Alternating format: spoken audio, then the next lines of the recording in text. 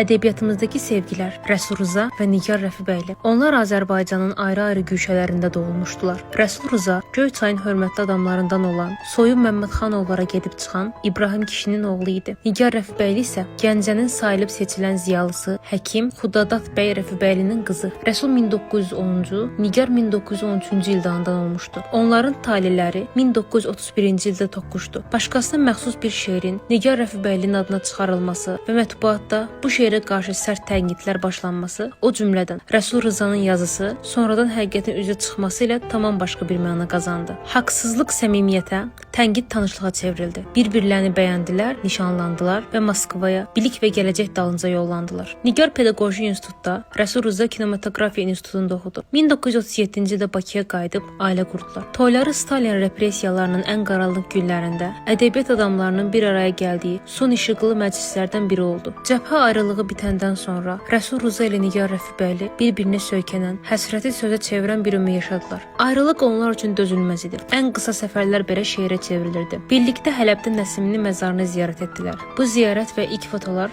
Rəsul Rzanın təşəbbüsü ilə baş tutdu. Rəsul Rza illər boyu hipertoniyadan və şəkər xəstəliyindən əziyyət çəkirdi. Nigar xanım isə sağlam idi. Yalnız yüngül şəkəri var idi. 1981-ci il bu ömrün ən ağır ili oldu. Rəsul Rza yenidən yatağa düşdü. Həkimlər vəziyyətin son dərəcə təhlükəli olduğunu bildirdilər. Nigar gecə-gündüz onun yanında idi. Rəsul Rza Mərdəkandakı sanatoriyaya köçürüldü. Nigar isə xəstəxanaya yerləşdirildi. Heç bir ciddi şikayət olmasa da, müayinə zamanı bədxəstəli şiş aşkarlandı və xəstəliyin artıq irəlilədiyi məlum oldu. Moskvaya aparılması planlaşdırıldı. Elə həmin günlərdə Rəsul Rza sanatoriyada qəfil vəfat etdi. Anar vidalaşmağa çatmışdı. Rəsul Rzanın son sözləri "Yaxşıyam, narahat olma" oldu. Bu xəbər Nigardan gizlədildi. Onu yaşatmaq üçün Rəsulun adından çiçəklər göndərildi. Məhz bu vaxt Nigar Rəfibəyli xəstəxanada Neyləyim şeirini eşitdi. Emin Sabitoğlu 1981-ci ildə Rəsul Rzanın ölümündən dərhal sonra Nigarın bu ölümündən xəbərsiz qalmasından sarsılaraq həmin şeirə musiqi bəstələdi. Mahnının ən məşhur ifaçısı xalq artisti Akif İslamzadə oldu. Lent yazısı xəstəxanaya gətirildi. Lakin bacısı anadan xahiş etdi ki, lent aparılsın. Nigar hələ Rəsulun ölümünü bilmirdi. Onun xəstəxanaya gəlməməsindən incimişdi. Akif İslamzadə